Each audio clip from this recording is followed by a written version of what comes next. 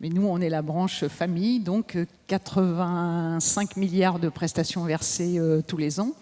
C'est principalement les allocations familiales, bien sûr, l'allocation logement pour les personnes qui ont des revenus sous un certain seuil, et les minima sociaux, c'est-à-dire le RSA et la prime d'activité principalement. C'était déjà une conviction que si on n'allait pas dans le cloud sur des architectures beaucoup plus agiles, avec des outils beaucoup plus agiles, puisque vous l'avez dit tout à l'heure, Gérald l'a indiqué, nous, c'était aussi les outils qu'on avait vus chez Oracle qu'on trouvait pertinents.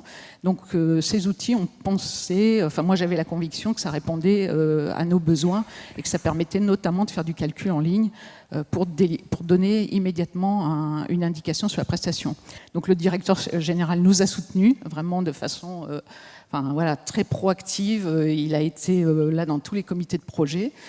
Il n'a pas eu peur, c'est lui-même qui est allé à la CNIL, parce que souvent on se demande, et la CNIL, voilà, il est allé à la CNIL, alors on avait préparé un dossier à la CNIL avec les personnes qui s'occupent chez nous de la sécurité, donc toutes les exigences de sécurité étaient remplies, notamment la traçabilité, vous l'avez parlé, le cryptage, le fait qu'on puisse faire des backups, peut-être quelquefois même mieux que chez nous, ça c'était un point important, et c'était hébergé dans l'Union européenne, donc ça répondait aux critères qui étaient demandés par la CNIL. Pour lancer ces projets, vous avez utilisé nos solutions SaaS, et en particulier le moteur de règles européen, l'utilisation en fait de notre plateforme digitale.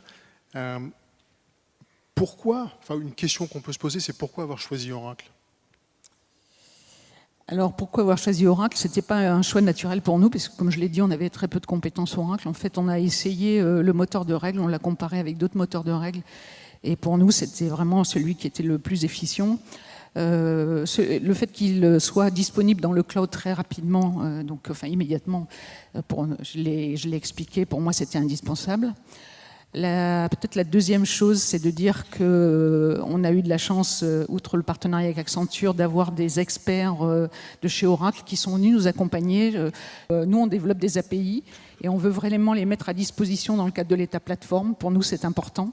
Ces API, elles peuvent être partageables au sein du secteur public. Le secteur public, ça bouge beaucoup. On n'est pas propriétaire de nos activités ni de nos modes de calcul. Nous, on veut mettre à disposition tout ce qu'on a fait au sein de l'État plateforme.